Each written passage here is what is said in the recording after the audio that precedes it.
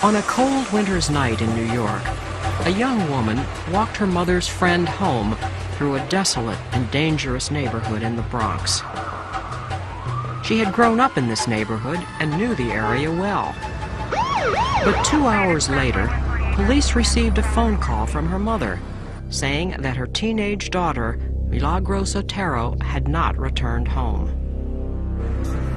Later that night, police found her bruised and battered body on the stairwell in her apartment building.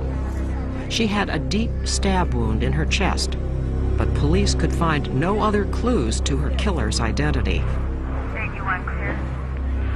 Police carefully bagged the body and sent it to forensic pathologist Dr. Michael Baden. When I first saw the body, there was an obvious stab wound to the chest.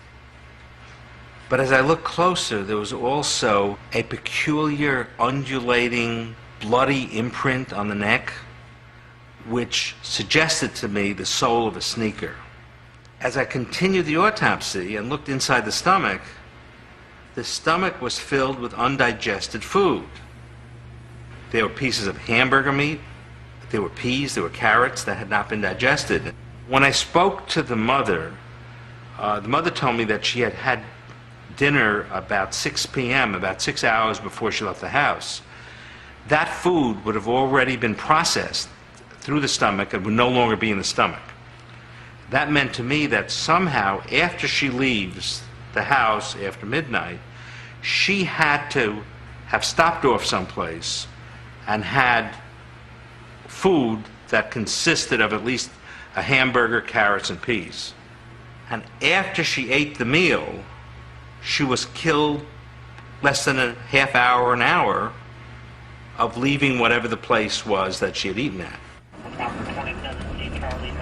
Where Milagros Otero had eaten that night had now become an important clue to her murder.